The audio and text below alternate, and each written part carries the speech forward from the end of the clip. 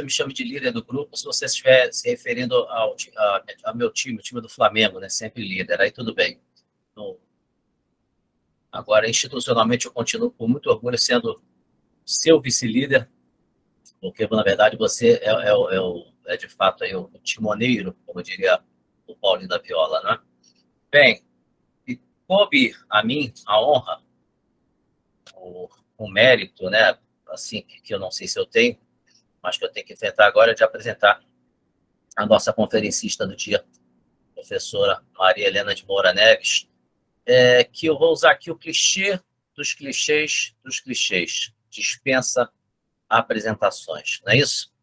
Eu acho que eu vou quebrar um pouco o protocolo e sair da mera formalidade de apresentar o currículo da professora Maria Helena de Moura Neves. Todos nós conhecemos a professora Maria Helena de Moura Neves, eu estou apenas aqui compartilhando com vocês, né, uma das últimas, não sei nem dizer se é a última, porque a produção dela é tão intensa e tão imensa que a gente não sabe quando se deu a última publicação dela. De que eu saiba, eu acho que a última publicação foi o dicionário de grego, né? Me corrija se eu estiver errado, professora Maria Helena, mas nós temos aí, né, a gramática do português revelado em textos, esta, entre tantas outras obras magníficas, né, com que a professora Maria Helena nos presenteia ao longo de uma carreira, né, que eu não ouso dizer de quantos anos dedicados ao estudo e ao ensino da língua portuguesa, no seu estado da arte, não é? No seu estado da arte, porque em concordância com os estudos mais recentes e mais avançados, né, da linguística textual, dos estudos de língua portuguesa e das áreas adjacentes, né, que sempre nos auxiliam, né, o cognitivismo, a linguística funcionalista, etc., etc., né? Mas, então, eu estava dizendo que eu vou quebrar o protocolo pelo simples fato de que eu vou fazer essa apresentação em forma de um depoimento pessoal, porque essa é a segunda honra que eu estou tendo de apresentar a professora Maria Helena. Aliás, a primeira não foi nem de apresentar, mas, como alguns de vocês sabem, em meados de outubro, nós realizamos mais uma edição, né, depois de uma longa pausa devido à pandemia, mais uma edição presencial do Fórum de Estudos Linguísticos da UERJ, o conhecido FELIM, não é isso? E ele ocorreu, se eu não me engano, começou no dia 18 de outubro, e, embora eu não estivesse fazendo parte da comissão organizadora, eu fui incumbido de ir buscar a professora Maria Helena no aeroporto Santos Dumont. Fiz isso com o maior prazer. Fiquei lá, não é isso? O voo atrasou bastante, isso em nenhum momento me aborreceu, apenas aumentou minha ansiedade de poder receber a professora Maria Helena, de irmos de táxi para o hotel, deixá-la lá, me colocar à disposição e numa simples viagem de táxi ali do aeroporto Santos Dumont para o hotel, que fica no Catete, que é uma viagem muito curta, já começamos a conversar, e aí eu fui cada vez mais ficando encantado com as histórias pessoais, né, e profissionais da vida da professora Maria Helena, que assim, é simplesmente uma história encantadora, um exemplo para todos nós. Uma pessoa que, desde muito cedo, né, mal começou a vida mesmo, já casou-se cedo, não é isso? Mas jamais, em nenhum momento, abdicou da vida profissional, começando ali como uma professora mesmo, formada no normal, e uma pessoa que, pelos seus méritos pessoais, pelo seu estudo, pela sua competência, foi acumulando prêmios, concursos, e foi galgando muito aos poucos, assim, passando por todas as fases do ensino, isso lá no interior de São Paulo, não é isso? Ou seja, não estava nas grandes capitais, não estava dispondo dos melhores meios, né? Então foi certamente com muita batalha, com muito empenho pessoal, com muito sacrifício, com muito abandono, né? No sentido inglês da palavra, que ela foi conseguindo chegar onde chegou, né? E depois participou dos mais importantes projetos linguísticos do Brasil, como o projeto NURC, como o dicionário, como a gramática do português falado, ao lado dos maiores linguistas do país. Então, nós sabemos que hoje ela está aí, e até hoje, gente, né? A professora Maria Helena salvo engano, está com 91 anos de idade, não é isso? Continua na Unesp de Araraquara, me corrija se ou aliás, de Araraquara ou de São José do Rio Preto, professor? Acho que é de São José do Rio Preto, não é isso? Seu microfone está desligado. E também em São Paulo, no Mackenzie, né, toda semana ela faz esse deslocamento, gente, até a cidade de São Paulo, sabe, para poder dar aula, né? Ou seja, das pesquisas dela, das aulas dela, é uma coisa impressionante, né? Eu estou falando tudo de cabeça porque eu estou com o seu currículo aqui, mas eu prefiro não ler, porque ele está à disposição de todos. O mais importante aqui, professora Maria Helena, é ter o seu depoimento pessoal, né? É uma pena que a palestra da professora Maria Helena no FELIM, no Fórum de Estudos Linguísticos da UERJ, não tenha sido disponibilizada no YouTube, embora tenha sido gravada, né, para os arquivos, porque o tema do Fórum de Estudos Linguísticos era quando penso no futuro, eu não esqueço do passado, que também é uma música do Paulinho da Viola. E ela fez um retrospecto, ela trabalhou com a memória, né? Com a memória nesse sentido mesmo do que o próprio Paulinho da Viola diz, né? O passado não é para se sentir saudades no sentido melancólico do termo, mas o passado é para ser compartilhado como algo que constitui o presente, né? A gente vive o presente, mas em função daquilo que o passado construiu.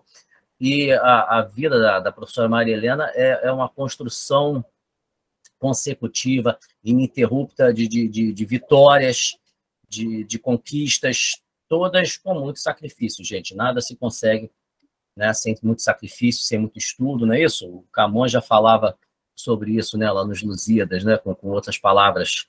Professora, a senhora ia dizer alguma coisa só para corrigir aqui meu dado, né? Na Unesp de Araraquara. Araraquara. Araraquara, sim. Aqui é a sua cidade natal, não é isso? Não, eu nasci mais no interior do estado, uma cidade pequena, porque meu pai era diretor de grupo escolar. E quando um professor primário passava a ser diretor, a primeira diretoria dele teria de ser bem no interior. Então, ele foi para uma cidadezinha chamada Taiaçu, perto de Jabuticabal, que tinha uma rua só. E lá foi, então, que eu nasci, e lá fiquei até os 7 anos. Depois vim para São Carlos e fui criada em São Carlos. Vim para Araraquara porque eu moraria aqui depois de casada. Então, quando eu escolhi a primeira, chamava-se cadeira, né, de curso primário, eu já escolhi em Araraquara porque eu iria morar aqui. Então, estou em Araraquara desde os 18 anos. Que maravilha. Tem que corrigir esse dado na Wikipédia. A Wikipédia está dizendo que a senhora nasceu em Araraquara. Mas eu achava, eu estava em dúvida se a senhora tinha nascido em Araraquara ou em São Carlos, né? Na verdade, não foi. Eu sou Araraquara para o mundo, porque, isso é verdade. Na verdade, Ituaçu? Eu comecei a aparecer meu nome em Araraquara mesmo, né? Porque foi exatamente com 18 anos. Quando eu entrei em sala de aula para dar aula no curso primário, como professora efetiva, que naquele tempo quem se formasse em primeiro lugar numa escola normal e tivesse mais de 90 nos 4 anos de normal, ganhava o que chamavam de cadeira prêmio. Então, com 18 anos, eu comecei a trabalhar como professora efetiva e escolhia a vaga. Olha como havia políticas públicas antigamente. Eu já fiz até uma entrevista sobre isso, que o Brasil abandonou as políticas públicas. Então, eles davam, antes dos concursados, quem se formasse, eram, acho que só 2 escolas normais oficiais. Quem se formasse numa delas, tendo mais de 90 durante os 4 anos, e pegando o primeiro lugar durante os 4 anos, não precisava fazer concurso. Ganhava o que se chamava cadeira prêmio. Vejam como... E eu tenho uma história de políticas públicas enorme, que foram todas abandonadas. Então, sumiu aqui a minha tela. Tá. Certo, André. Obrigada. Professora, a senhora me contou todas essas histórias, eu não tenho nem como compartilhá-las tudo aqui, mas há uma outra história, que a senhora vai detalhar um pouco melhor, que é uma coisa fantástica, que depois de um tempo já dando aula como professora, eu não sei se foi o estado de São Paulo, provavelmente foi o estado, fizeram um curso ministrado pelo professor Evanildo Bechara. A senhora me corrija se eu estiver errado. Me parece que ele ficou um bom tempo dando esse curso. Outra iniciativa de políticas públicas que Exatamente. Já não existe. E o professor Evanildo Bechara deu esse curso e ele tinha direito a indicar, parece que 2 das melhores alunas para poderem, a partir desse curso, serem promovidas também, né, independentemente de concurso, para dar aula já para o nível médio. Acho que foi isso. Não precisa dizer que a primeira dessas pessoas foi a professora Maria Helena. Né? Dispensava de fazer faculdade. Dispensava de fazer faculdade. Veja a qualidade da coisa. Foi outra política pública. Eu fui dispensado, eu não precisaria ter feito universidade na graduação, certo? Nossa, que maravilha. O professor não se chamava efetivo, chamava-se estável, mas era como efetivo, tanto que tinha até aposentadoria integral. Mas seria, por exemplo, uma pessoa que passou por um concurso, foram 2 pessoas no país, eu e mais uma professora de São Carlos. Não precisaria, eu fiquei dispensada de fazer faculdade. Claro que eu fui fazer mais tarde, para poder fazer pós-graduação, mas para poder lecionar em ginásio e em colégio, eu não precisei fazer. Né? É outra questão que havia de políticas públicas, que era uma espécie de uma economia, um avanço mais rápido de disponibilização de professores, era uma política pública. Essa foi federal. Ela foi isso aí teve vigência durante mais ou menos 10 anos, final dos anos 1960. Depois acabou. Mas, na verdade, foi implementado mesmo só 2 anos. E depois não conseguiu ser implementado mais. Tanto que hoje o professor Bechara é um dos meus melhores amigos, né? Mas ele foi meu professor 2 vezes, porque isso aí foi feito em 2 anos seguidos. No primeiro ano, licenciava para dar aula em primeiro ciclo, ginásio, digamos. Um ano depois, poderia fazer a outra fase, que licenciava também para dar aula no colegial. Veja bem como era tudo programado para prover, disponibilizar pessoal, né? Porque nas universidades era no exterior. Por exemplo, quando eu fiz a minha graduação em grego aqui em Araraquara, quando instalou o curso de grego aqui, a professora que veio dar aula tinha feito doutorado na França, não existia doutorado em clássicas aqui. Né? Então, seria uma maneira de o país avançar em formação profissional digamos, por mérito, quer dizer, a pessoa passava por um filtro, né? Tudo isso acabou. Existem outras histórias de políticas públicas que acabaram. Qualquer dia eu vou escrever sobre isso, lamentando.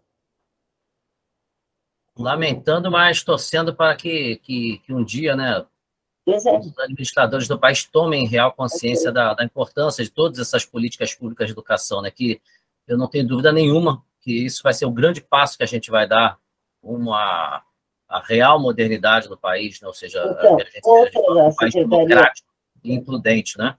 Outra da Secretaria da Educação do Estado de São Paulo, quando houve essa referência ao meu livro Gramática na Escola, uma pesquisa que eu fiz com professores, que foi usado. Bom, o que foi essa pesquisa? Naquele tempo, a Secretaria da Educação do Estado de São Paulo, eu coordenei para a Secretaria um projeto durante 10 anos, em que eu coordenava e os professores aqui de Araraquara trabalhavam, que era oferecer cursos que se chamavam de atualização para professores de primeiro e segundo grau. Fizemos isso durante 7 anos seguidos. todo janeiro havia os professores da rede que quisessem fazer, tinham uma bolsa, e nós, professores, éramos 7, íamos a 7 cidades aqui nos arredores, e dávamos um curso durante janeiro para esses professores de primeiro e segundo grau, que não só ganhavam categoria dentro da carreira, mas como também ganhavam bolsa. E nós chamava atualização. Durante 30 dias nós dávamos aula, e no fim do ano a secretaria vinha avaliar. Isso durante 7 anos, atualizando professores de primeiro e segundo grau. Foi a partir dessa experiência que eu fiz esse livro. Lá está dito que eu fiz uma pesquisa com 170 professores, que eram alunos nossos de atualização. Quem é que hoje olha para a atualização de professor de rede pública? Em algum estado há alguma coisa. Certo? É verdade. Professora Maria Helena. Gente, que fica o exemplo, tá? Exemplo não só das políticas públicas que devem ser retomadas, mas o exemplo de vida da professora Maria Helena, não é? Porque se é verdade que a gente tem que buscar nossas vitórias, nossas conquistas por mérito, é mais verdade ainda que sem políticas públicas, sem incentivo a essas coisas, fica tudo muito mais difícil, né? E a gente jamais poderá tomar as exceções como regra, tá? Eu vou anunciar aqui agora, então, a ementa do curso da professora Maria Helena, só para que fique mais claro para todo mundo. A conferência vai se chamar Norma, Regra e Bom Uso no Ensino de Gramática. Resumo. A dupla significação dos termos norma e regra quanto à linguagem oferece um bom ponto de partida para a definição do terreno em que a escola deve conduzir suas lições de gramática da língua. A noção de base é que a discussão vai ter de assentar-se em uma visão cientificamente conduzida da entidade gramática, tá? Eu serei o mediador dessa fala que vai começar agora, e vocês vão poder enviar perguntas aqui pelo chat, que serão respondidas gentilmente pela professora Maria Helena ao final da sua conferência. Eu sugiro que vocês coloquem em caixa alta, né, antes da pergunta, alguma pergunta, tá? Elas serão selecionadas, a gente fará uma triagem, tá? Dentro do tempo disponível faremos o compartilhamento delas, e a professora irá responder conforme também a disponibilidade de tempo.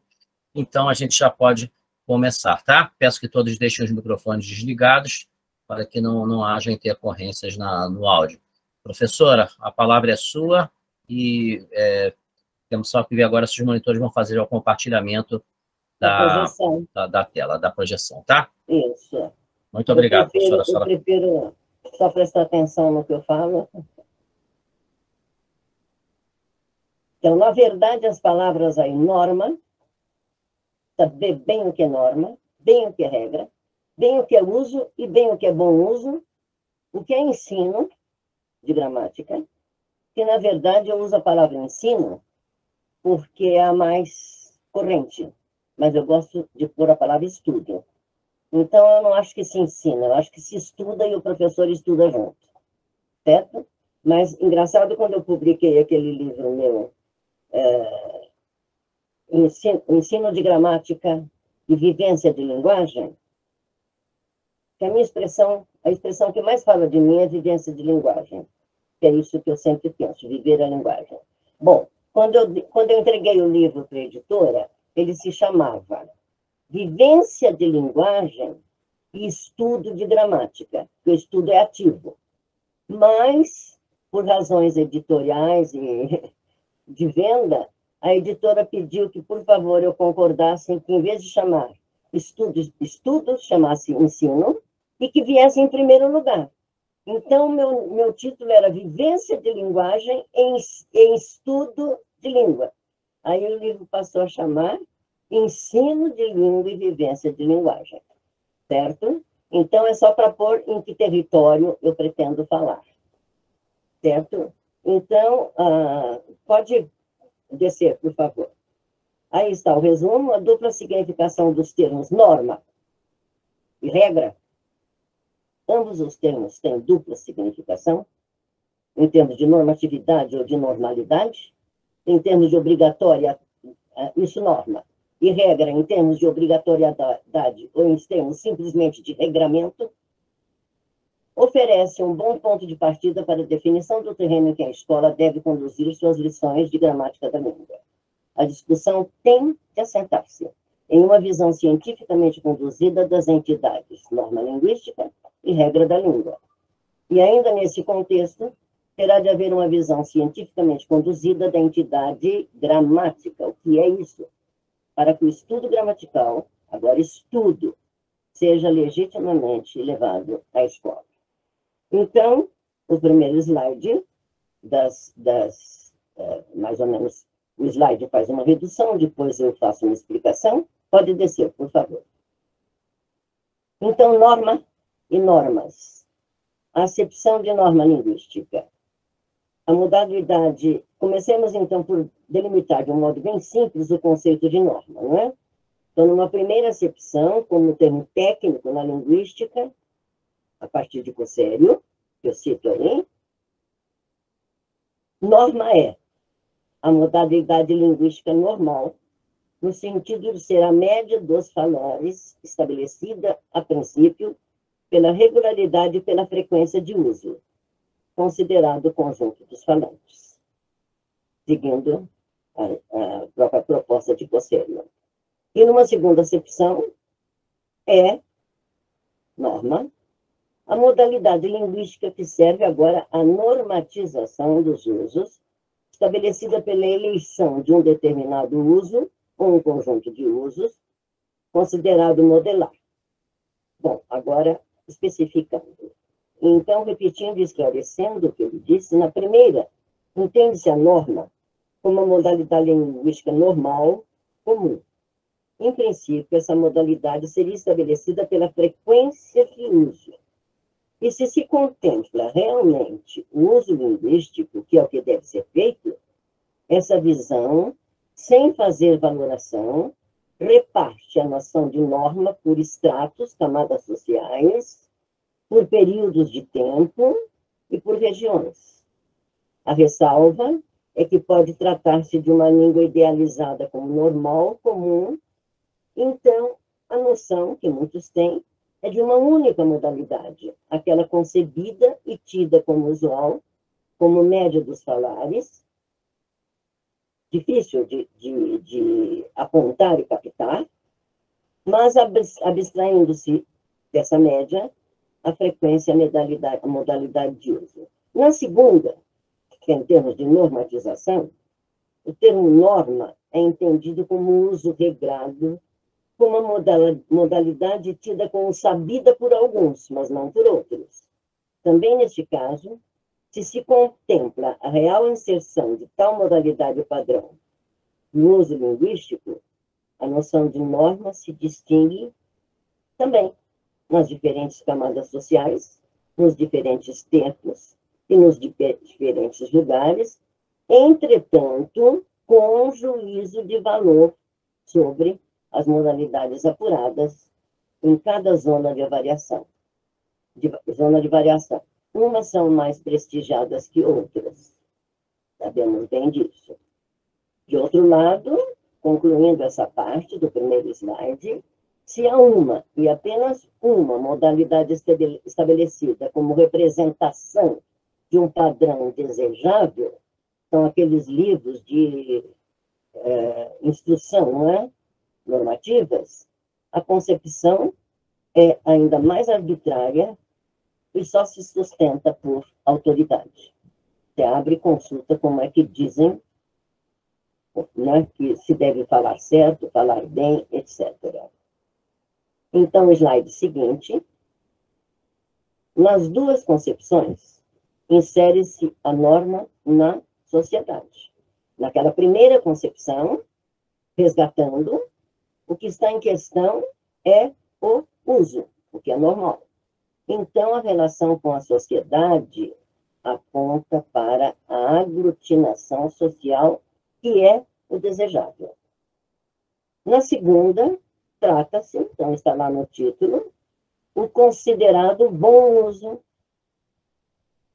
por normativistas que se põem nessa campanha, E a relação com a sociedade, então, aponta para discriminação, criando-se por aí estigmas e exclusões. É crucial a diferença entre as duas noções. Pode descer para o próximo. Então, na segunda parte, passamos para... são noções que se vão seguindo. Norma, agora, variação linguística e uso ou bom uso linguístico. Saiu abreviado aí. Na pauta está a história. Veja bem, tem uma história. Isso vem no correr da história, essa noção de norma. Aí entra a ciência, que vai ter de esclarecer a questão, e entra a escola, que é aquela que tem de olhar a história com cuidado, olhar a ciência com garra e levar para a escola. Em qualquer das acepções, cabe fazer, e a linguística faz, a relativização determinada pelo reconhecimento do caráter não monolítico das línguas. Não queiramos achar que existe. Também pelo reconhecimento da existência de diferenças. Vem aí esses nomes, né? Eu só repito que os alunos vão encontrar. Diastráticas, quer dizer, por estratos sociais, que é aquilo que eu venho pondo desde o começo. Diacrônicas, cronos, por períodos de tempo, e diatópicas, topoi, por regiões, né? A palavra grega é topos. Essas diferenças, consideradas no terreno da primeira acepção, norma como média dos usos, como normal, entram na conta de simples variação. Exato. Isso é inerente ao uso das línguas nas comunidades. Mas, se consideradas no terreno da segunda acepção, norma como modelo a ser seguido, elas instituem literalmente extratos com S, de valoração, que retiram as considerações de onde devem estar, que é do território do uso, para levá-las ao território do bom uso, que, se bem entendido, é uma coisa, mas se entendido dessa maneira é perigoso, que seria um determinado extrato social é privilegiado, o uso de tal época é valorizado, ou falar daquela região é modelar. Digamos, temos de falar como se fala no Rio de Janeiro, em Lisboa. A consequência de mais peso é passar-se da consideração de uma língua que todos falam naturalmente. Não esqueça, a minha bandeira é essa. A língua é natural. A gente nem aprende, a gente adquire vivendo em comunidade. Ora, todos falam naturalmente. Uma língua, passar-se da consideração de uma língua que todos falam naturalmente para uma língua que tem de ser estudada, aprendida, para que só assim ela seja a boa, a desejável, a prestigiada, o padrão. E ainda mais, que isso alguns alcançarão. Ora, isso representa, em síntese, passar-se de uma consideração em que a língua está a serviço da aglutinação social para uma consideração em que a língua, estigmatizando e excluindo indivíduos, serve à discriminação social. Então, nós vamos nos fixar nessa segunda acepção, a de norma como bom uso, e a reflexão, bom uso imposto, vai necessariamente no sentido de buscar a fonte. Que fonte é essa que autoriza alguns, mas não outros usos? Sendo esta a primeira pergunta que nos ocorre. De onde vem a autoridade para dizer o que é bom, o que é desejável, e assim dizer, estigmatizar, com estigmas, não é? E assim para conferir prestígio a determinados usos ou a um determinado conjunto de usos. Esse é, parece-me, o ponto-chave que emperra o próprio estabelecimento do modelo, tornando sempre fluidos os limites do que seja realmente o território do padrão a ser seguido pelo usuário que quer pautar-se pela norma do bom uso. Ele quer ser, digamos, prestigiado. Desce, por favor. Slide.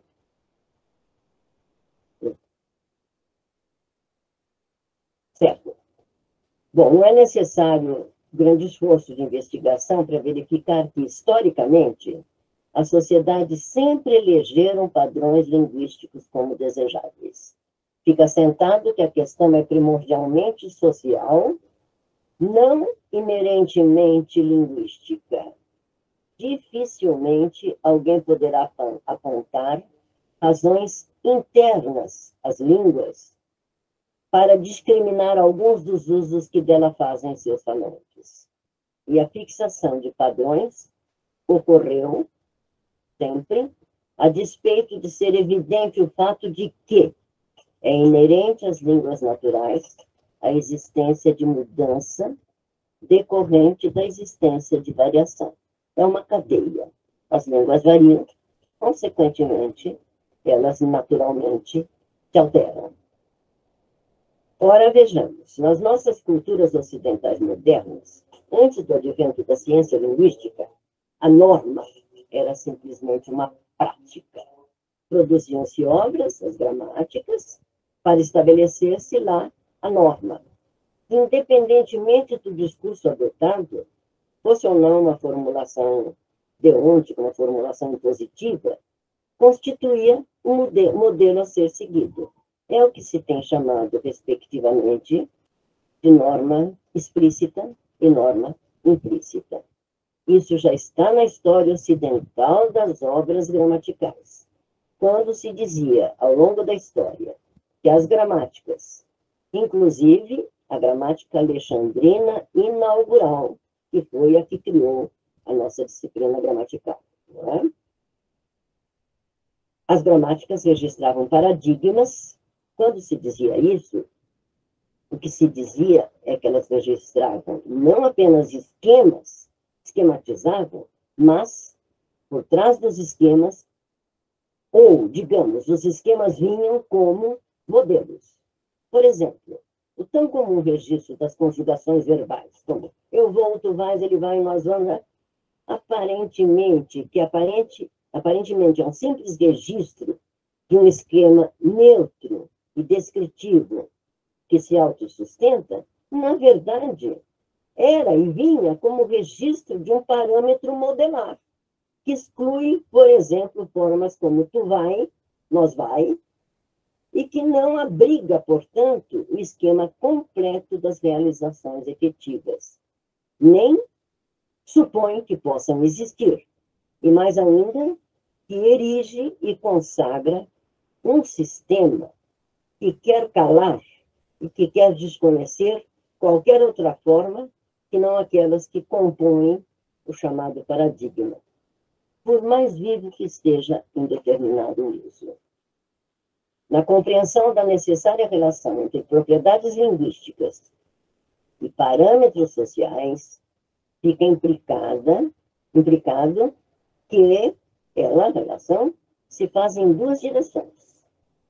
Na direção da língua para a realidade social e na direção da realidade social para a língua. Obviamente, essa última que tem de ser apoiada. De um lado, então, é possível entender-se que a língua, especialmente se tida como monolítica para os impositores, que a língua pode sustentar a identidade de uma sociedade e frear sua fragmentação, mas, por outro lado, pode-se entender, na outra direção, que a diversidade social há de configurar uma língua não monolítica a serviço da diversidade, sem se estabelecer uma relação necessária, claro, nem desejável, com fragmentação. Já tenho observado em muitos trabalhos que, afinal, já em 1935, Firth desmanchava o mito da existência de uma língua monolítica e homogênea. É a gênese da ciência. Então, vamos descer para outro slide. Ora, foi a escola, como espaço institucional privilegiado de parametrização social, que tradicionalmente se confiou o papel de guardiã, vejam bem, meu tema é ensino escolar, estou chegando lá, se confiou o papel de guardiã da norma regrada e valorizada, daquele bom uso. A escola parece que está aí para isso, que tem o poder de qualificar o usuário para a obtenção de passaportes sociais e, portanto, para o trânsito ascendente nos diversos estratos. Que eu não digo que não seja desejável, tá? E foi por aí que se perpetuou na educação escolar aquele esquema medieval de associação de modelo de uso com autoridade e com urbanidade, né? Urbanitas, autoritas, ligando-se sempre bom uso linguístico com fixidez de parâmetros. Para ser bom, não pode mudar. E corrupção linguística, então, com alteração e mudança. Como se tudo que mudasse não pode. Pode descer? Obviamente, então, o bom uso se fixou na modalidade escrita, historicamente é isso, entendendo-se a linguagem falada como território que, por menor, pode abrigar todas as tolerâncias e transgressões. É como se a língua falada não tivesse norma, como se não tivesse gramática, não é? Então, é assim, você pode falar, mas não pode escrever. Claro que os registros da escrita e da fala são diferentes, mas não é por aí. Criou-se na escola um tal abismo entre as duas modalidades que, no fundo, instituiu-se que a fala, que em princípio a gente entende como a modalidade do aluno, não é? É imperfeita por natureza. Falar pode. E que língua escrita, em princípio, a modalidade do professor, é a meta a ser atingida, mesmo que a pessoa esteja falando. Tá? A escrita é a meta. Isso como se não houvesse modalidade padrão também na fala. E como se o conhecimento de um padrão prestigiado na língua falada também não fosse desejável dentro do critério científico. Então, passemos a, pode descer, norma linguística é aquilo que está no título. Norma linguística e regras da língua. Norma, regra, bom uso. Obviamente, colocar na sala de aula a gramática da língua, isso que vamos ver. Então, a colocação, a gramática vista no uso da língua como disciplina escolar por excelência. Para colocarmos devidamente a gramática como objeto de estudo no ensino escolar, temos de saber exatamente que objeto é esse, o que é que nós vamos levar para a escola. E, para isso, estão as universidades aí. É a ciência que vai tornar possível verificar para as diversas línguas os sistemas que governam a sua gramática com suas regras de funcionamento. O sistema é regrado. Ninguém vai poder dizer livro o em vez de dizer o livro, porque é regra do nosso sistema que o artigo definido vem antes do substantivo. Isso é regra de sistema. O sistema não roda. O software não roda se não fizer isso. Isso é regra da língua. Então, os sistemas que governam a sua gramática, com suas regras de funcionamento, sendo isso, então, regramento natural, não de imposição. Recolhendo, então, por aí. É pelo conhecimento, graças à atividade de estudo bem orientado, que se apreendem essas regras que sistemicamente, então, necessariamente, naturalmente, governam, regem, determinam os usos. Quer dizer, me fazem dizer o livro e não livro o, a produção natural de linguagem, segundo cada determinado sistema de língua. Um sistema de língua nosso, por exemplo, nós podemos deixar uma oração sem registrar o sujeito, o famigerado sujeito oculto. Há línguas cujo sistema não permite. Tá? Bom, a compreensão dessa noção de regras de cada língua é essencial para o tratamento da questão, porque esse tem sido um dos entraves para que os professores percebam o que realmente significa pôr a gramática como objeto de estudo na escola.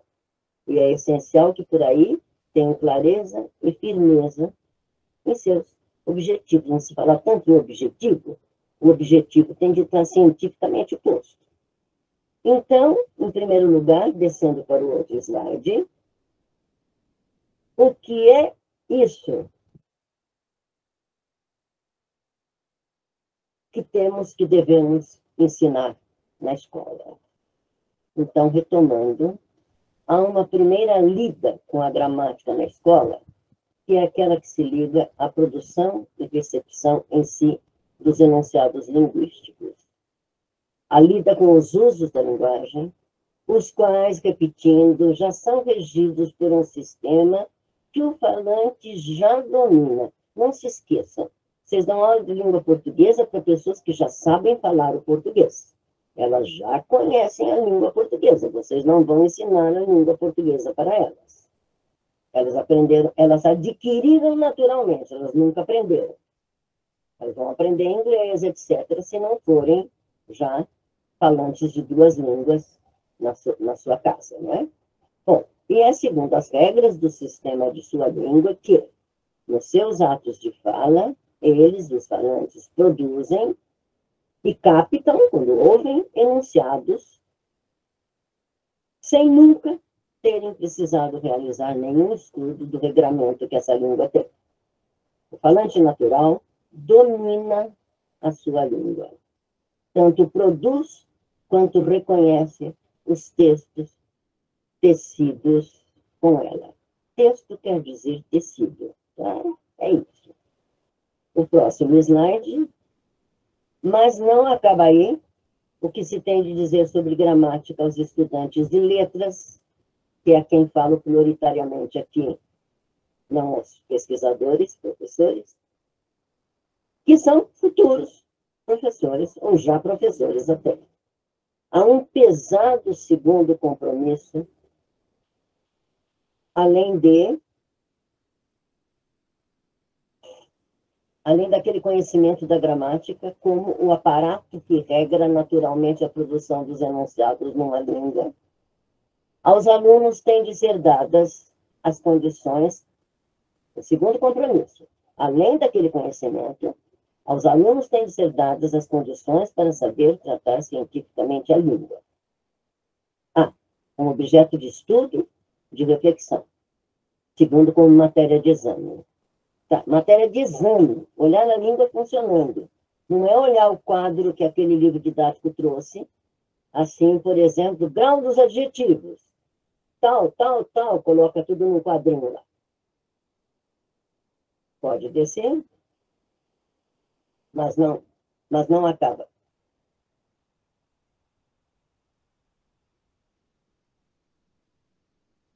Deixa eu ver. Eu me perdi no meu texto aqui. Na universidade. Que slide é esse? Que número a universidade é imprescindível, não é isso? Que número é esse slide, Vitor? Tem um número lá embaixo, não tem? Vitor, ajuda, por favor. Não precisa tirar, não. Volta lá. Peraí, vou voltar. Você estava conferindo o slide. É o slide 11, professora. Tá. Vou apresentar aqui de novo. Não, é o seguinte, é que eu tenho um comentário para fazer, não é para descer para outro slide. Pode pôr onde está. No slide 11.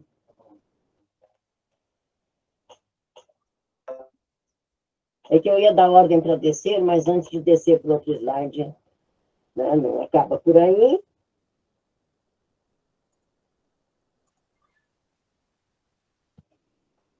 Mas não acaba por aí. O que se tem a dizer sobre gramática aos estudantes de letras, futuros ou já professores? Aquele compromisso, e tem de haver um forte suporte. É o seguinte, é que eu estava querendo passar por outro slide, e o meu texto tem um texto aqui que eu vou comentar. Desculpem, viu? Então, digamos, o que eu quero comentar aí é o seguinte, além daquele software a que me referi, de que dispomos para abrir a boca e falar, então, comandando uma sala de aula, os professores têm algo mais a ser cuidado. Eles têm de dar aos seus alunos, veja bem, os alunos já sabem falar português, as condições de saber tratar a língua bem fundamentadamente como objeto de estudo. Tá bom, ela está sendo posta como objeto de estudo, então eu não sou só um falante da língua. Eu sei falar a língua, mas agora eu sou um estudioso da minha língua. A escola tem essa obrigação, e a universidade é que cabe tomar conta disso, pôr a língua como objeto de estudo. O que só pode ser feito a partir do contato com os próprios usos, e de uma penetração bem fundamentada nos usos. É aquilo que eu defendo. Tem de partir da linguagem funcionando. Trata-se agora de pôr a linguagem e a língua como objeto de reflexão e de análise, o que requer mais ciência ainda, porque contextualiza a ativação do sistema na comunidade em que os usuários se inserem.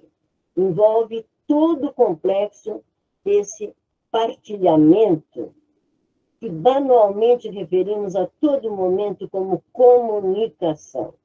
Comunicação não é uma palavrinha solta por aí, não. E, especificamente, é isso que cabe à universidade.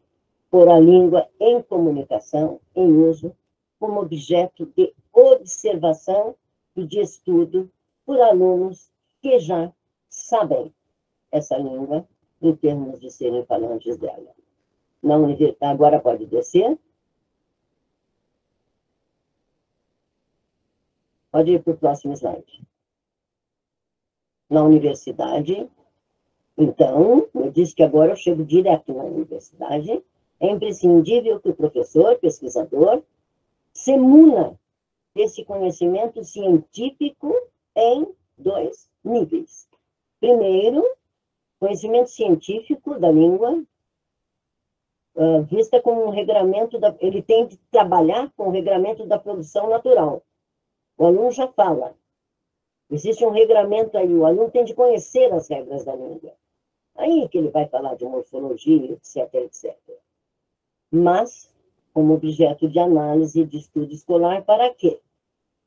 Para dar aos alunos, que se estão formando, poderão vir a ser professores, condições de comandar, por sua vez, a atividade de pôr a língua como objeto de estudo e com consciência.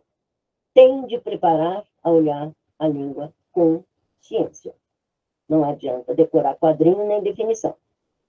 Especialmente, então, segundo, pôr a língua como objeto de reflexão, e sempre a partir dos usos, o que requer mais ciência ainda, porque contextualiza a ativação do sistema na comunidade em que os usuários se inserem.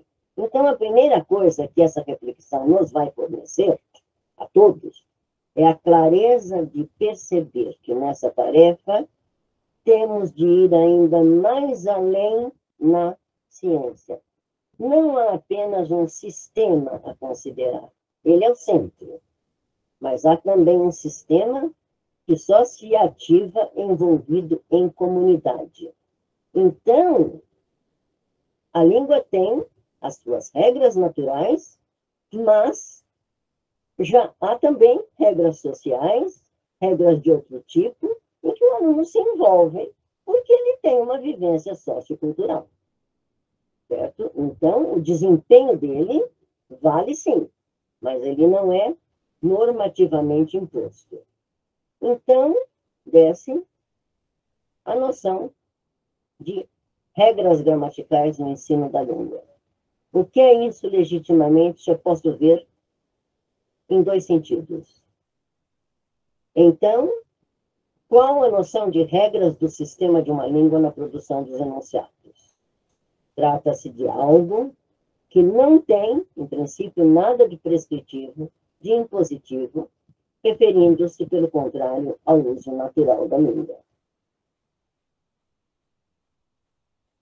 Certo? Essas regras valem plenamente para quem fala e quem ouve, que são os usuários. Eu pus competente já entre aspas.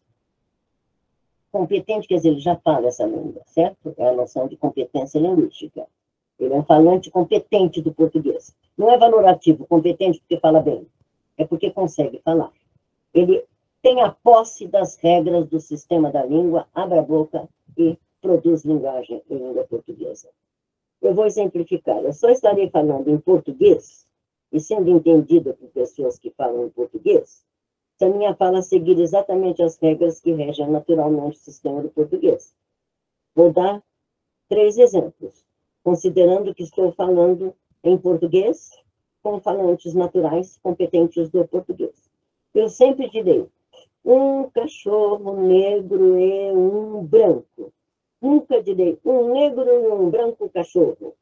Mas um falante do inglês poria os termos nessa ordem, regras daquela língua. E exatamente porque são as regras que regem cada um desses 2 sistemas, nesse particular. E acrescento que nunca ninguém precisou me ensinar a dizer um cachorro branco e um preto. E nem ninguém precisou ensinar os que falam inglês a construir lá. Segundo exemplo, eu sempre direi, eu tanto direi, eu não sei, como não sei, quer dizer, com sujeito ou sem sujeito expresso, que chamam por aí de oculto, né, os próprios sistemas, mas qualquer criança alemã, por exemplo, posso pegar outra língua, dirá sempre, ich weiß nicht, quer dizer, não sei, eu não sei. Se pega o inglês, se pega o francês. Bom, agora, não só com o sujeito expresso, mas com a negação posposta. Ich weiß nicht, por isso que eu dei o exemplo em alemão. Quer dizer, é da regra da língua que o nicht, que a negação, venha depois. Para nós, uma negação depois, sem não, é uma negação marcada. A nossa negação é. Mas isso é regra natural da língua, certo? E terceiro exemplo de regras naturais da língua é aquele que eu já dei. Sempre direi o livro, não livro o. Mas um falante romeno, uma criancinha romena, para dizer o livro, vai dizer cartea, que é esse A, é o artigo definido, que além de não ser anteposto, ser posposto, ainda se escreve emendado com a palavra. Regras, não só regras da fala da língua aí, essa última dei de propósito, regras da escrita, que já não é a língua natural, a escrita é a representação da língua. Então, aí eu tenho 2 exemplos. O exemplo do natural, que é colocar o artigo depois do substantivo, que essa língua faz, e as nossas outras línguas que conhecemos por aí não fazem, e representar na escrita, emendando as 2 palavras. Vejam bem, isso são regras da língua. Pode descer e quero inserir uma questão no nosso raciocínio, que é aquilo por onde eu comecei. O oral e o escrito têm de ser bem olhados na visão das regras e na visão das normas da língua. A marcada imprecisão que se observa no equacionamento escolar das relações entre fala e escrita, né, entre fala e escrita nas escolas, pode ser apontada como um dos maiores fatores dos maus resultados do ensino de língua materna. Tanto no que se refere ao desempenho eficiente, ao bom manejo das regras da língua, que são essas naturais, quanto no que se refere à adequação da linguagem aos padrões, agora norma no outro sentido, que são socialmente valorizados. Então, que levam a uma boa resolução social, sociocultural, de normas da língua. Ora, ignora-se, em geral, a diferente natureza das 2 modalidades. Tem de saber o que é língua escrita e o que é língua oral. Ignorância que parte da diferença básica entre a coautoria que caracteriza a produção falada típica, a conversação. O André se referiu, eu participei de todo o projeto do Ataliva, né? Desde o começo, eu coordenei uma das 5 equipes de lá, mais de 20 anos, então trabalhávamos com língua oral e não tínhamos a transcrição, os livros com a transcrição das 5 capitais com as quais trabalhamos, mas não trabalhávamos com a transcrição, não. Trabalhávamos com fita cassete, ouvindo as produções, certo? Então, para ver, o que mais se via um depoimento é que raramente tinha uma frase concluída. Enquanto as pessoas conversavam, todo mundo assaltava o turno do outro. Então, a escola ignora isso. Mostrar para a criança o que é exatamente língua falada, não é? Então, é difícil achar que você vai pautar a língua falada pela escrita, se a língua falada nem tem as orações completas em geral. Você pega aquelas transcrições, quem tiver a oportunidade de pegar um livro do NURC, veja lá as transcrições. É tudo cheio de sinais para mostrar que as coisas estão interrompidas. A escola não mostra isso, não é? Ignora-se a diferente natureza das duas modalidades, ignorância que parte da diferença básica entre a coautoria que caracteriza a produção falada. A produção falada é de coautoria. Eu começo, o outro acaba. Eu começo, o outro me interrompe. Eu começo, o outro refuta. Certo? É uma coautoria. De que a língua escrita está completamente distante. E isso pesa em tudo. O aluno passa pela escola sem ter noção disso. Obviamente, essa é a primeira fonte da menor pressão prescritivista sobre a língua falada. Tal pressão, sabemos, se liga fortemente às características da produção escrita, e não se dá apenas por motivação social, que deveria ser. Só dizer, olha, tudo bem, você tem de escrever ou falar da maneira mais prestigiada, porque você tem uma vida sociocultural em que você se insere e você tem de ser bem-sucedido nela, não é? Ora, não há como não ver que na produção escrita, diferentemente do que ocorre na produção oral, ficam muito evidentes as marcas e a ausência de marcas de concordância, de regência, de flexão, e assim ficam testemunhadas as quebras sintáticas. Numa conversação, que é uma construção coparticipativa, a completude sintática, acabar a frase, nem é esperada. Um corta continuamente as frases do outro. Natural, se não fosse assim, não se conversava. E muitas vezes ela nem mesmo é desejável. Nem é desejável que eu espere ele acabar. É melhor eu cortar logo para ele ver que tinha de cortar.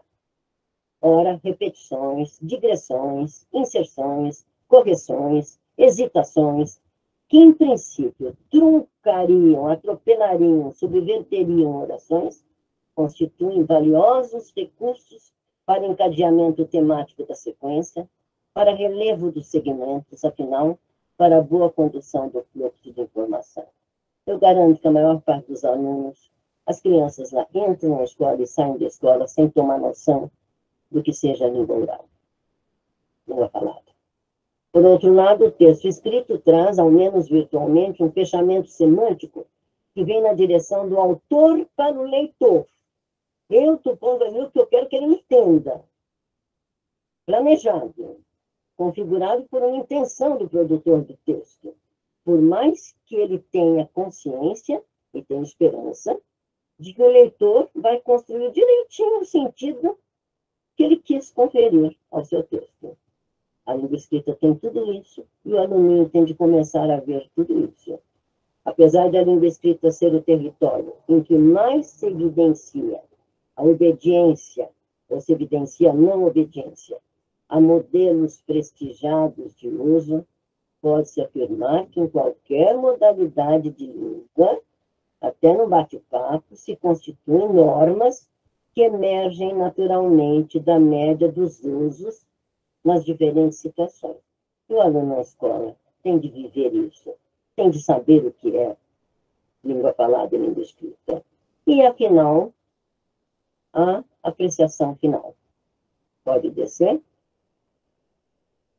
A mesma teoria que mostrou que variação e mudança são propriedades constitutivas da linguagem e que, portanto, existem diferentes e legítimos modos de uso da língua em diferentes lugares, lembram? Diferentes tempos, diferentes situações, diastrático, diatópico, etc., mostra também que a funcionalidade desses diferentes usos e, portanto, a sua adequação, eu estou fechando, amarrando com o começo, inclui a existência de normas, inclusive de uma norma padrão, sim. Naturalmente, socioculturalmente definida e valorizada, para o oral e para o escrito, dentro de a natureza de cada uma das categorias. A grande questão, ainda mal compreendida, não apenas na visão leiga, é o estabelecimento de qual seja a fonte de legitimação do prestígio de determinados padrões. Isto é, a fixação de quais sejam as razões pelas quais uma determinada construção é ou não é abonada pelas lições normativas. Por exemplo, livros do tipo de não erre mais, por exemplo. Assim, por exemplo, muitas vezes se aponta como modelar um uso porque ele é corrente em escritores clássicos da língua. Bom, corre-se o risco de propor lições que ignoram o princípio básico de variabilidade e de evolução das línguas. Na verdade, esse modo de estabelecimento de padrões é insustentável. Observe-se que as obras prescritivistas atuais recomendam a regência indireta para o verbo obedecer, não é? Obedecer a alguém, que não é, entretanto, a regência usada por clássicos. Vieira, por exemplo, escreveu: quem ama, obedecerá e guardará meus preceitos. E que Vieira e Euclides da Cunha escreveram: obedecer-los, até com o pronome oblíquo de acusativo, não é? De objeto direto. Outras vezes, sem apelar para a autoridade da antiguidade, que é o Etustas, não é? Considera-se prestigiado o uso, me referi lá no começo, porque ele ocorre em alguns grandes escritores, que é Urbanitas, reconhecendo-se aparentemente o princípio básico de variabilidade das línguas, mas permanecendo-se ainda no erro de vencer essa ignorância apenas quanto à variabilidade no tempo. Reconhece uma, mas não a outra. De qualquer modo, haverá ainda a enfrentar a dificuldade de estabelecer as exatas fronteiras de legitimidade e prestígio, já que se encontrarão outros bons escritores que não adotam os mesmos parâmetros.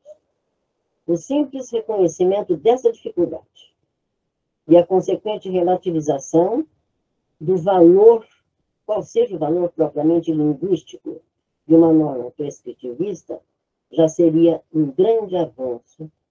Só tomar consciência disso e tomar cuidado. E a própria proposição da norma de prestígio, que nós temos de falar, sim, em prestígio social, de acordo com a capacidade de estabelecer registros de fala que uma pessoa possa ter. Então, essa proposição já se formularia mais como uma orientação para o que a gente chamaria de adequação sociocultural de uso, que é a noção de registro, muito presente no funcionalismo. Cada situação de uso tem o seu registro. Eu não falo aqui como eu falaria com aqui uma neta minha que chegasse aqui e eu fosse dizer a ela e dizer alguma coisa, por exemplo, eu não vou levar você hoje. Pronto, foi um objeto direto como você. Claro que eu não vou virar para ela e dizer, eu não vou levá-la hoje. Faça isso. Nunca poderia dizer, não vou levá-la hoje à escola. Eu teria dito, não vou levar você na escola. Rompendo uma regra que a gramática diz que não devemos dar.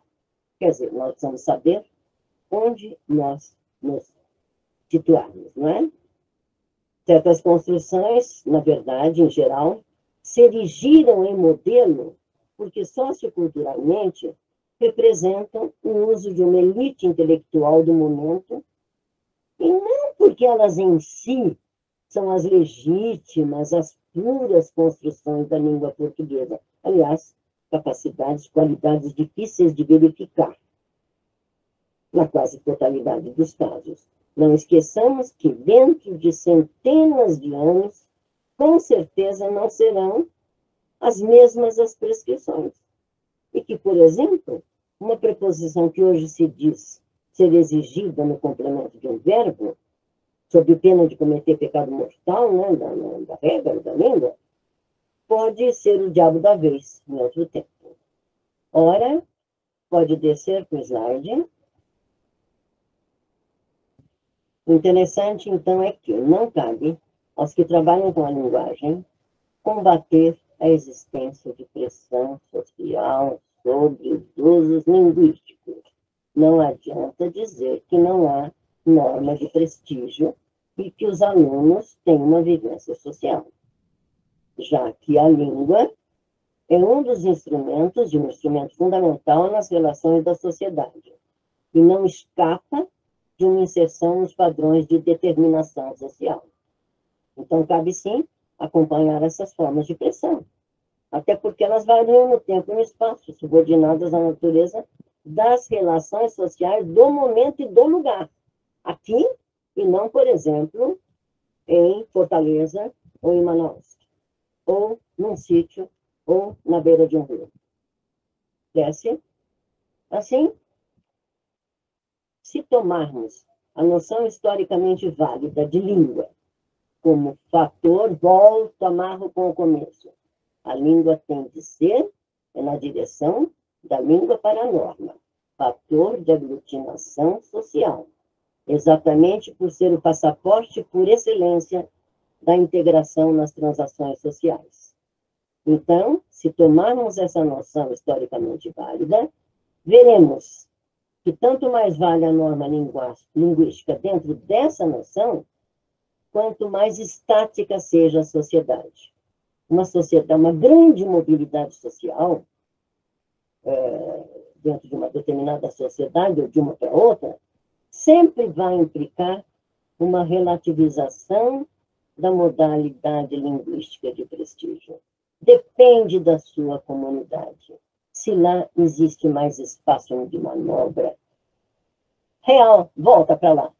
Se lá o uso é tal que leve a tal, certo? Então, tanto sincronicamente na visão de estratos, não é? Que institui uma das camadas como privilegiada, quanto na visão, a primeira sincrônica e agora diacrônica, na busca histórica de modalidades valorizadas, por exemplo, na velha atitude de buscar a norma de prestígio lá nos autores chamados clássicos. Então, vejam o começo, uma grande mobilidade social numa sociedade há de implicar uma relativização da modalidade linguística de prestígio, tanto nesta visão, quanto nesta visão. Uma última frase, para encerrar. Tudo isso, digamos, é problemático. Problemático mesmo, complexo. A linguagem é extremamente complexa.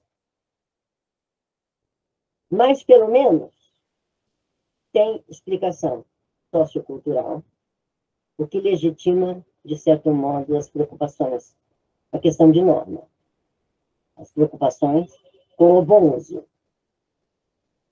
Existe realmente uma... Desculpa, foi desligar meu telefone fixo, que tocou. A língua que uma pessoa usa numa sociedade constitui realmente parâmetro de valoração social. Ele vai ser valorizado por essa língua. Então, não adianta dizer que não existe uso que confere prestígio e que a escola não deva cuidar disso. Mas é no outro rumo, completamente diferente do que a gente vê principalmente conduzido em livros didáticos. Tá? Muito obrigada. Não são os professores que são os culpados. Não há políticas públicas de acompanhamento de professores. Não é dos professores que eu estou falando. Eles são vítimas. Vítimas. Professores de ensino fundamental e médio. Aí a universidade tem de socorrer as vítimas. Tá? Obrigada.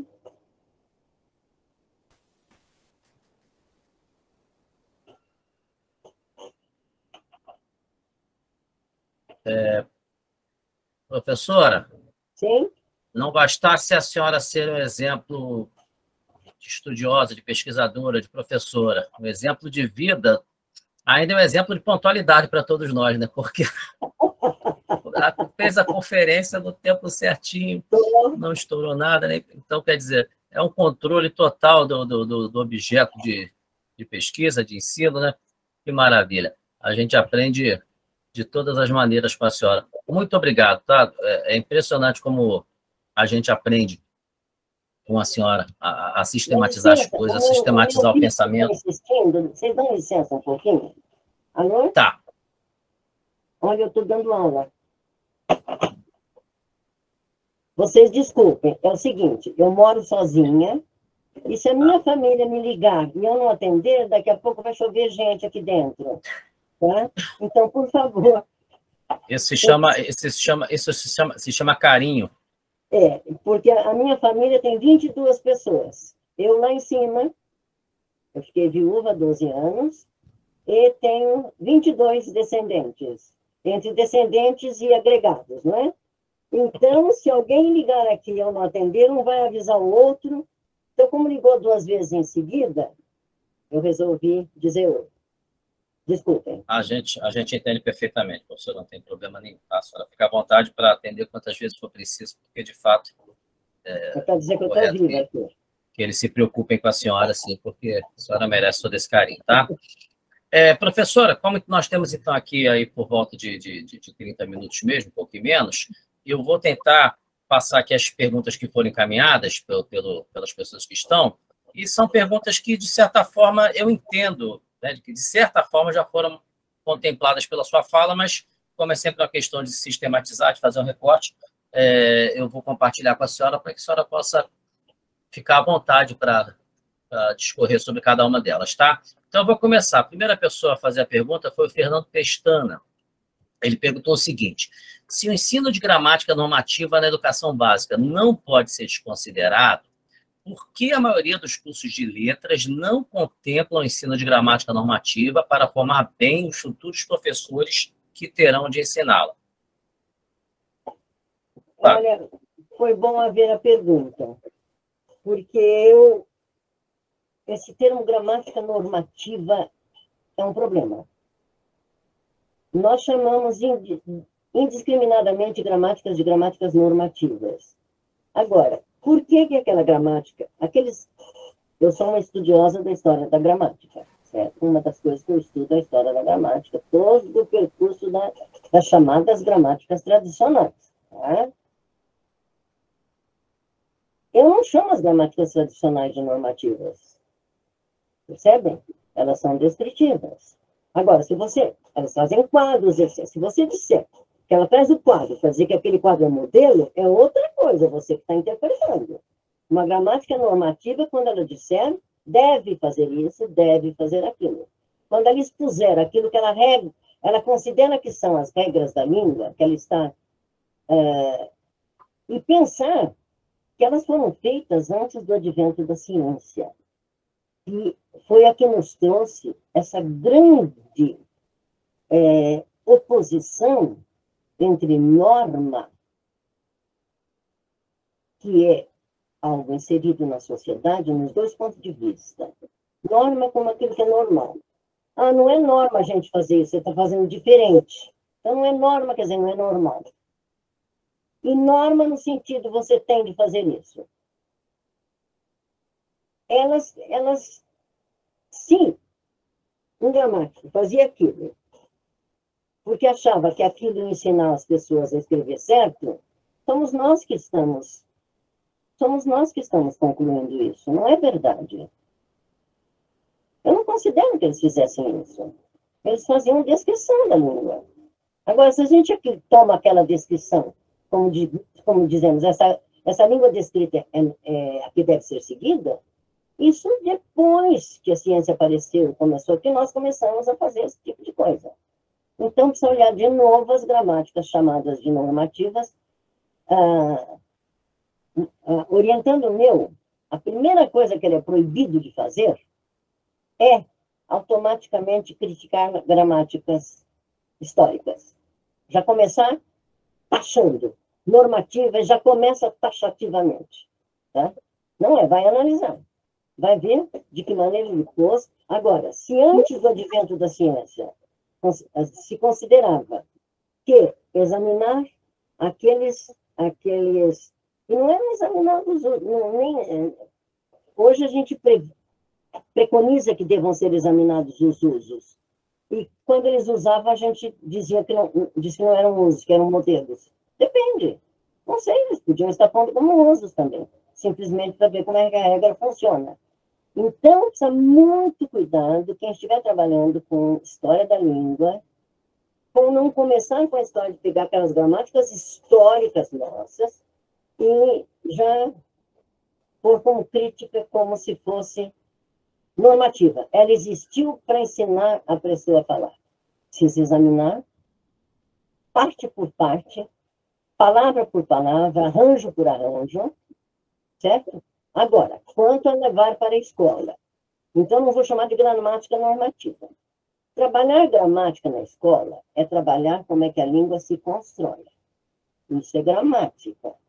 Agora, trabalhar desempenho na escola não é o estudo da gramática. O estudo da gramática vai ajudar você a saber escolher melhor os seus usos para seu desempenho ser bom. Mas nunca vai existir um ensino na escola de gramática normativa. Não faz sentido. Eu não vou lá, você deve dizer, eu vou lá mostrar, olha,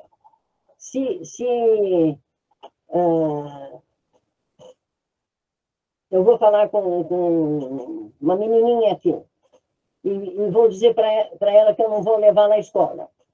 Eu não vou dizer para ela, eu não vou levar na escola, porque eu conversando com ela, isso não é um uso normal, não vou levá-la.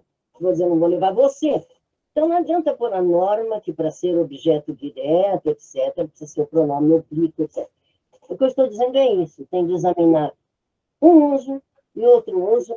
Qual é o normal dentro da fala, o normal dentro da escrita, o normal dentro de uma fala de bate-papo na esquina, o normal dentro de uma fala que seja aula, como que eu estou dando, certo? E eu mesma, aqui quando eu disser, eu vou dizer assim, eu não vou considerar vocês, eu não vou dizer que eu não vou considerá-los. Por quê? Porque na língua falada eu vou dizer, eu não vou considerar vocês. Eu vou pôr um pronome, um objeto que não é. A noção de registro é a noção fundamental do funcionalismo de Halliday. Você fala de acordo com o seu registro. Registro quer dizer adequar. E registro, todo registro tem norma. Norma quer dizer o que é normal dentro daquele registro. Então, eu não chamaria nenhuma gramática de normativa, a não ser que a gramática ela se deu o nome de gramática, mas ela não devia dar. Ela devia dizer, por um outro, vamos dizer, instruções, papapá. Se ela se chamar gramática, ela tem de estar fazendo a análise gramatical da língua. Ou, tradicionalmente, por quadros, etc., ou funcionalmente, pelos usos, ou numa outra... até abstratamente, pela gramática gerativa. Então, cada uma vai dizer que tipo de gramática ela é.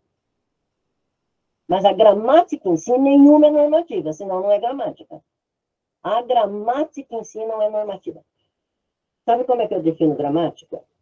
Gramática é o cálculo de produção de sentido do enunciado.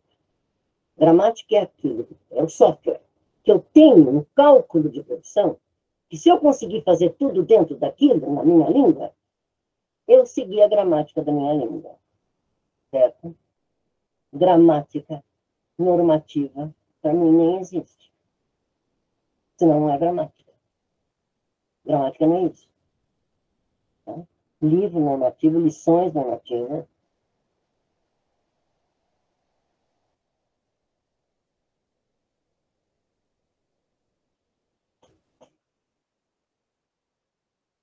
Não estou ouvindo. André, você está sem microfone. Perdão, desculpe. Professora, muito obrigado. Tá? Essa reflexão é uma reflexão tão importante, tão profunda, que eu vou até aqui reforçar o que o Fernando colocou aqui, porque alguns alunos já estão pedindo que a disponibilização dessa gravação. Essa gravação aqui, que ficará no YouTube, ela será disponibilizada, de todo o evento, será disponibilizada no site do Grupo G1000, tá?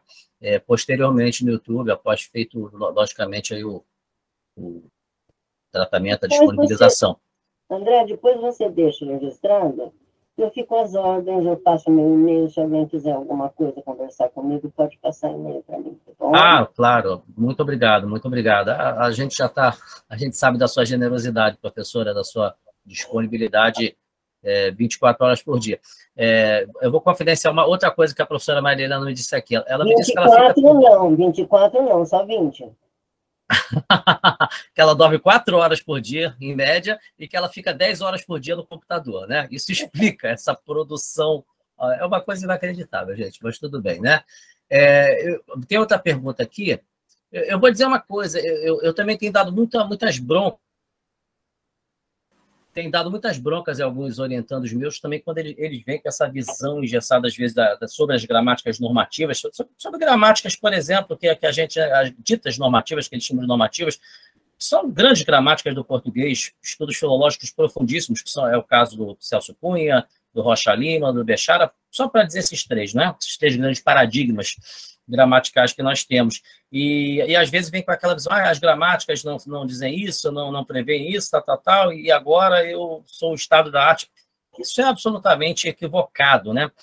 Muitas vezes reflete a visão de quem não leu as gramáticas de fato, para descobrir que os gramáticos... Há pouco tempo eu tive uma discussão com uma amiga estudiosa de linguística sobre como é que se chama? Sobre o verbo... não estou me lembrando agora, mas sobre o uso específico da língua, que ela dizia que as gramáticas não contemplavam, tá? Porque as gramáticas são chatas, as gramáticas não falam isso. Aí eu fui lá, eu tirei foto das 3 gramáticas, né? Celso Cunha, Rocha Lima e Bechara, para dizer que os 3 falavam disso. Lembrei, a distinção de onde e aonde. Os gramáticos acham que a gente tem que distinguir onde de aonde, mas ninguém faz isso, tal. Tanto Rocha Lima, quanto Bechara, quanto Celso Cunha dizem: os clássicos não faziam distinção entre onde e aonde. Ou seja, historicamente, essa distinção não existe. Isso é uma coisa da modernidade. Então, o conhecimento filológico deles, dos grandes autores, é um conhecimento enorme, né? Mas acaba caindo sobre as gramáticas tradicionais um estigma absurdo, né? E muitas vezes cobram delas aquilo que elas não prometem, né? Então, essa fala da senhora é uma fala que merece depois ser novamente ouvida pela gente, vista pela gente lá no YouTube, para que a gente possa refletir melhor mesmo sobre muitos desses estigmas que as gramáticas tradicionais sofrem, né? André, pode falar, Fernando. Se você me permitir uma parte de 1 minutinho... Pode falar, Fernando, você é o nosso líder. O vocábulo gramático é extremamente polissêmico, né? E virou terra de ninguém, né? Quer dizer, as pessoas quando as pessoas falam em gramática, fazem um processo metonímico desordenado, né? Por exemplo, nessa tríade normativa que você citou, Celso Cunha, o Bechara e o Rocha Lima, o pessoal chama... Aliás, o Rocha Lima intitula o seu livro de Gramática Normativa da Língua Portuguesa. Mas o que há de normativo ali, efetivamente? Se você considerar que gramática, estrito sensu, é a estrutura morfossintática da língua, o que há de normativo ali mesmo é concordância nominal e verbal, regência nominal e verbal e colocação de pronomes oblíquos átomos. Porque distribuir os vocábulos em classes gramaticais não tem nada de normativo nisso. Isso é descrição gramatical. A análise sintática dos chamados períodos simples e compostos Não tem nada de normativo nisso. Isso é descrição gramatical. Então, muitas vezes, o que a pessoa chama de normativo, de gramática normativa, é gramática descritiva.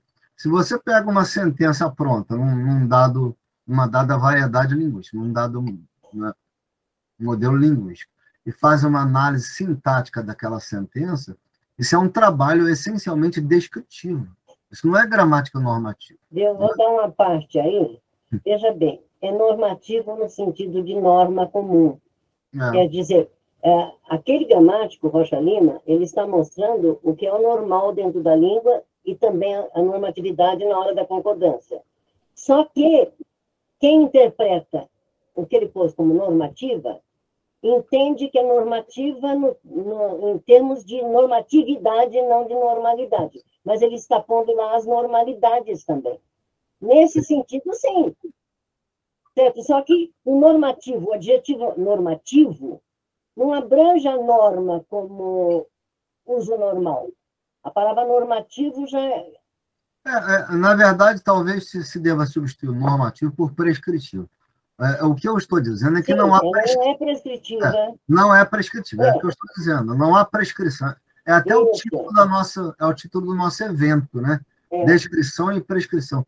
Quer dizer, não há nada de prescritivo no ato de distribuir os vocábulos de uma sentença em classes gramaticais, em classes de palavra, que um vocábulo é substantivo, outro é verbo, outro é adjetivo, etc. Né? O que há de prescritivo é dizer, olha, faça essa concordância e não essa. Essa concordância boa, nesse determinado paradigma linguístico, nessa língua exemplar, essa outra concordância não é boa. Isso é prescrição gramatical. Então, muitas vezes, o que há de prescritivo, efetivamente, numa gramática como do Rocha Lima, do Celso Cunha, é muito pouco. Eu me arrisco a dizer que é muito pouco. A maior parte dessa gramática é de descrição gramatical. A maior parte trabalha com descrição gramatical e não com prescrição gramatical. É só essa parte que eu queria fazer. Muito obrigado. Desculpa. Obrigado, Fernando. André, boa tarde.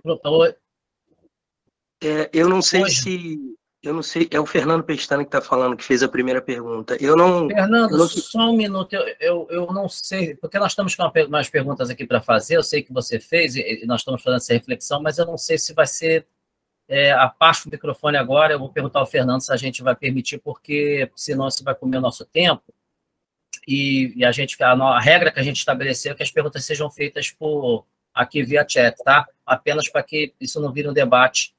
Tá? Com todo respeito à sua pergunta, que foi excelente, mas assim, por uma questão apenas de mediação mesmo, tá? Porque nós temos 15 minutos agora, um pouquinho menos até, para fazer mais algumas perguntas à professora, tá, Fernando? O que você acha? De organização temporal, eu acho que... É só por uma questão mesmo da gente poder organizar, porque ainda tem 2 ou 3 perguntas a fazer, e a gente precisa colocar para a professora, porque... Existe esse tipo de restrição, né? A gente lamenta, mas o tempo é inimigo de todos. Né? Quem criou o tempo não sabe o que é o amor, né? Então, espero que você entenda, mas é só uma questão da gente poder organizar aqui mesmo, tá? Mas se você quiser colocar no chat aí as suas considerações, havendo tempo, de qualquer forma, a gente pode encaminhar depois a professora Maria Helena, ela já se disponibilizou a responder, com certeza ela vai responder com toda a gentileza, tá? A próxima pergunta seria da Mariana Delfina. É o seguinte, ela é uma pergunta também mais ou menos dentro da mesma linha, mas agora voltada para os alunos, né? Dentro da perspectiva normativa, mais uma vez, muitas vezes o próprio aluno sente-se pressionado a produzir resultados eficientes de imediato. Como fazer com que o ensino de gramática seja mais leve e fuja de estigmatizações? É a pergunta de $1 milhão. Depende do que a gente entenda por leve. O estudo de gramática não é leve, porque a língua é muito complexa. O aluno tem de enfiar a cabeça, penetrar, refletir, não é leve. Exige muita reflexão. Eu não vou dizer qual é a maneira de ser mais leve. O que eu vejo é que é a maneira de ser mais legítimo. Então, seria simplesmente, só adianta você tentar querer trabalhar com uma coisa pegando a língua em uso. Não arrancando uma frase de dentro de uma crônica, arrancando um trecho, mandando grifar, mandando substituir. Eu trabalhei em curso primário 19 anos, primário, 4ª série. Eu ensinava gramática para eles. Gramática. Com texto em cima da carteira. Quer dizer, na hora que aparece aquilo, ou até na conversa, uma coisa que falou, apareceu aquilo, é alguma coisa para comentar, é que o professor tem que estar preparado, e nós, da universidade, precisaríamos estar subsidiando os professores, de alguma maneira, com a ciência que chegou a nós pela universidade, e eles tiveram também a universidade, mas passaram por ela, né? E agora não. Para quê? Para que os usos sirvam para mostrar a língua viva, como é que aquilo aconteceu ali, e eu posso ver aquele fato gramatical no acontecido naquela hora e no efeito que deu. Não é fácil, mas é gostoso. Os alunos adoram. Criança acompanha. Eu trabalhava com criança e com texto em cima da carteira, fazendo gramática com texto em cima da carteira. Eu fiz 19 anos isso. Tá? Não estou querendo dizer que eu fiz porque eu sou boa, não é não. É porque eu adotei isso, que era só mesmo olhando o que acontecia. Naquele tempo a gente não tinha muita atenção para a língua oral. Eu confesso que eu devia ter, mas naquele tempo nem passava pela cabeça. Hoje, além de a gente trabalhar com textos que estão ali em cima da carteira, um aviso que a diretoria mandou, ou qualquer coisa, e fazer um fato gramatical ali em cima, mas também fazer os alunos conversarem lá na frente e pegar alguma parte da conversa deles para trabalhar também com o oral, porque isso é mais moderno, não é do meu tempo. Não existe, nem se pensava em estudar a língua falada. Vocês verem como nós devíamos ter melhorado, né? Mas, infelizmente, as políticas públicas não permitiram. Professora Marielle, adorei essa frase da senhora, vou adotá-la como mote. Não é fácil, mas é gostoso. Estudar gramática não é fácil, gente. Tem que, né, sair dessa ideia de que é lúdico, aquilo. Não é fácil. Sentar mesmo, estudar é difícil, né? Mas é gostoso. Né? Mas é gostoso. Quando você toma gosto por aquilo, é uma coisa extremamente prazerosa você conhecer, porque talvez não haja nada tão misterioso, pode ser algo assim tão misterioso quanto, mas mais misterioso do que a linguagem humana, eu não sei se há. Porque há muitos mistérios na língua que ainda não foram resolvidos e não sei se serão. Você sabe que hoje eu falo mais em gramática complexa, porque eu estou entregando um livro novo para publicação só sobre negação. Que foi um projeto meu do CNPq, que eu desenvolvi há 5 anos, mas trabalhando a negação, é que eu vi como a linguagem é complexa. Vocês acreditam? É uma coisa... Impressionante. Quanto mais você mexe na negação, para começar, que você só entende uma frase negativa se você conhecer a afirmativa correspondente. 100%. Tá? Começa, então, vai longe, vai longe, vai longe. Ficou mais no fundo de mim mesmo a complexidade da linguagem estudando a negação. E a gente vai seu testemunho, né? Para dizer que para mostrar que eu não estou mentindo, né? Quando digo que é um dos grandes mistérios mesmo. O Felipe Andrade está fazendo aqui uma pergunta bastante tópica, bastante específica, né? Porque ele diz o seguinte: professora, a senhora usa o termo sistema na sua conferência. A pergunta dele é a seguinte: qual é a diferença entre sistema e estrutura? Ótimo. Ótimo. Quando o sistema é da língua, a estrutura é da construção. Certo? Você tem um construto. No sistema, você tem... o sistema é para chegar, são as regras que regem os construtos. Eu sempre digo, é uma metáfora, que a sintaxe é a serva da linguagem. Tá? Ela existe lá para conseguir colocar nas estruturas certas, do jeito que deve ser, o propósito, quer dizer, o que eu quero dizer, o que eu quero do meu ouvinte dizendo isso para ele. Tá? Eu disse, não saia. Então, é pragmático. O que eu quero dele? Por que eu disse isso? Eu estou dando uma ordem, porque eu não quero que ele saia, etc.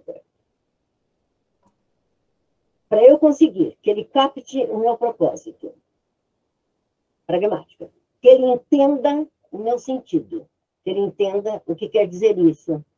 Não faça isso. Eu sou obrigada a ir, eu construí um imperativo negativo. Não faça isso. Então, o construto estruturado, o estruturado, foi a sintaxe que fez. Ela está a serviço dos meus propósitos, quando eu construo linguagem, e dos sentidos que eu quero que o meu parceiro capte e interprete e assuma e entenda ou não entenda, devolva se não entender. Então, quando eu falo em construto, estrutura, etc., eu estou mais pensando na estruturação de um construto, certo? Em princípio, seria por aí. Obrigado, professora. Tem mais uma pergunta aqui, para terminar. O próprio professor Fernando, nosso timoneiro, ele diz o seguinte, né? Oi, fala, Fernando. Eu cheguei até a avisar para você por WhatsApp, a gente está com o tempo um pouquinho curto, então... Faltam 6 minutos, Fernando, dá tempo de ela responder, né? Tá. Tudo bem. Eu estou cronometrando aqui, por isso que eu estou dizendo que é a última pergunta, né? Há um determinado livro... A pergunta é a seguinte, desculpa, professora Maria Helena. É a seguinte, o Fernando disse, né? Há um determinado livro cujo título Não é errado falar assim. Bem, a gente sabe que esse livro é do Marcos Wagner, não é? Não precisa dizer diretamente. Digo aos meus alunos que é verdade, não é errado falar assim. Errado é escrever assim. O foco principal da escola não é a língua natural, que é a oralidade. O foco principal da escola reside na aquisição e domínio de uma língua artificial, que é a escrita. Ora, com a revolução tecnológica, a explosão das redes sociais, como a senhora enxerga os processos de alfabetização e letramento para gerações futuras? Foi, né? Então, a pergunta principal aqui, ela está, acho que, no segmento final, né? Como a senhora enxerga os processos de alfabetização e letramento para gerações futuras em face da evolução tecnológica e da explosão das redes sociais? Bom, eu não vou falar, já trabalhei muito, inclusive eu tive outro projeto, amparado esse não pela Secretaria do Estado de São Paulo, projeto de 5 anos, amparado pelo Ministério da Educação. O Ministério da Educação vinha no fim do ano com uma comissão aqui avaliar isso, que era instruir, nós tínhamos um encontro semanal com professores alfabetizadores para equacionar o que significa alfabetizar, tá? Mas eu nunca fui alfabetizadora. Era questão, eu trabalhava com os alfabetizadores, eles traziam o resultado. Essa questão por exemplo, a maneira como o Marcos Wagner põe, os livros dele são livros de ponto de vista, o que é uma escolha de um pesquisador. Então, por exemplo, você repetiu uma frase que ele disse aí? Repete, por favor. Não é errado falar assim.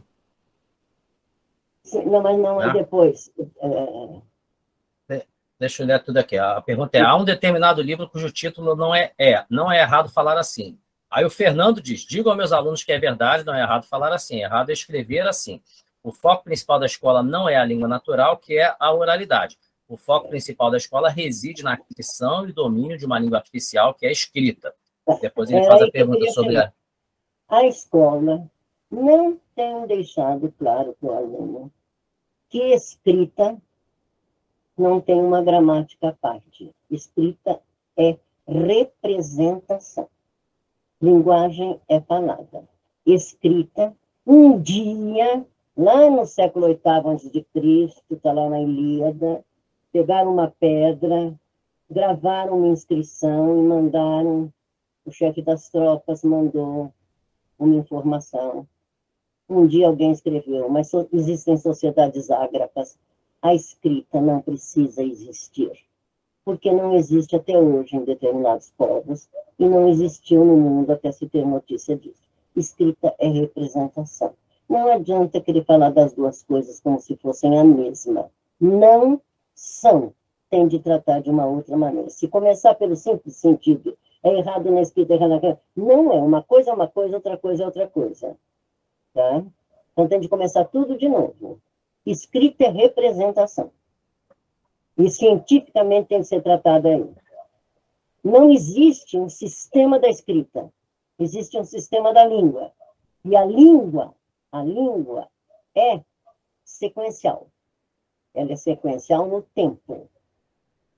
Ela virou sequencial no espaço, tanto que os papéis têm linha, né? Porque a linguagem é linear. E ela é linear porque o indivíduo vive e desenvolve a língua na linearidade da sua vida. Por exemplo, eu estou vivendo 1 segundo mais, 2 segundos mais, 3 segundos mais, enquanto eu vou falando isso. Um dia inventaram a escrita, esse linear vai para a linha. Mas não é outra coisa, é uma representação, não são do mesmo tipo, não queira tratar da mesma maneira. Claro que eu posso simplificar e tratar da mesma maneira, mas se eu quiser chegar ao fundo da ciência, não são. Certo? Não existe a língua escrita, é a mesma língua, só que ela existe falada e existe uma maneira de representá-la, que é escrevendo. Então, não é bem língua escrita, não. É a forma escrita de representação da língua. Uma coisa é uma coisa. Professora, muito obrigado. Como está todo mundo percebendo aqui, é um assunto extremamente complexo, então esse vídeo merece ser depois revisitado para que a gente aumente as nossas reflexões, né? Às vezes é como um livro, né? Às vezes você lê só uma vez não é suficiente, né? Você tem que fazer uma segunda leitura. Professora Marilena. Amanhã tem uma conferência na UFRJ, que é agora linguística com filologia e gramática. Sim. Mas lá é de clássicas, entendeu? Então é na parte filológica. Maravilha. Mas, no fundo, assistirei se puder, se estiver disponível. Professora, muito obrigado mais uma vez. A gente não tem palavras para agradecer. E nós estejamos novamente em outra ocasião juntos presencialmente, para que a gente possa se abraçar, para que eu possa, mais uma vez, retribuir pessoalmente a senhora por sua gentileza, por sua generosidade, pelo seu compartilhamento de tanto conhecimento. A gente fica, é como falou aqui o meu ex-orientando Felipe, a gente fica até emocionado, tá? Fica mesmo, é verdade, é para a gente uma emoção, porque isso é um privilégio de poucos, é para poucos. A gente agradece muito, e a gente se despede aqui da conferência, agradecendo a todos os participantes aqui, em torno de 100 participantes, a maravilha. E agora eu vou passar a palavra ao nosso líder, o Fernando, que vai abrir, né, e vai ser o mediador da mesa redonda, que vai ser feita, mediada por ele, feita pela professora Stephanie Gumiero Costa, que é do grupo Gemil, e também do professor Helênio Fonseca de Oliveira, que é do Gemil, o nosso querido Helênio, que foi da FRJ e depois lá da UERJ, convivemos muito com ele. Helênio, que foi da minha banca de mestrado, e a quem eu devo muitas das coisas que eu aprendi sobre a linguística do texto, outro ramo também maravilhoso de estudos, tá, gente? Muito obrigado, Fernando, por favor, a palavra é sua. Antes de falar da mesa, eu gostaria de fazer minhas as palavras do André. Muito obrigado, professora Maria Helena de Moura Neves, pela generosidade, pela predisposição, desprendimento, o carinho com que a senhora proferiu essa belíssima conferência, disponibilizando-se, inclusive, para responder, até por e-mail, as dúvidas aos alunos. Isso explica a grande produção, a grande aceitação, a grande capacidade que vem sendo demonstrada ao longo da sua obra, que é vastíssima, que é muito, muito vasta. Eu trabalho com muitas das suas obras, como objeto de pesquisa, como base bibliográfica, e continuarei trabalhando. E que bom que a senhora continua aí na ativa, firme e forte, super lúcida, super competente para avaliar essas questões todas, esse intrincado jogo, né, que é a linguagem humana, tanto naturalmente aí no processo de oralidade, quanto no que a senhora chamou de representação, ou tentativa de representação da oralidade. Muito obrigado pela sua participação, pela conferência, professora. Nós esperamos contar com a senhora mais vezes. Muito obrigado. Um prazer. Muito obrigada. Muito. Infelizmente, eu vou ter de sair, eu vou ter de orientando. Isso. Eu tenho 10 orientandas, tá bom? Olha e tem 4 que estão entregando a qualificação agora, semana que vem. Então, eu fico o resto do dia com eles. Tenho 10, tá bom? Muito obrigado. E boa sorte. Adoro orientando. Boa sorte com os seus orientandos aí. Muito obrigada, viu? Muito obrigada. Desculpa, eu gostaria muito de ficar, mas eu tenho já horário marcado. Obrigada. Muito obrigada.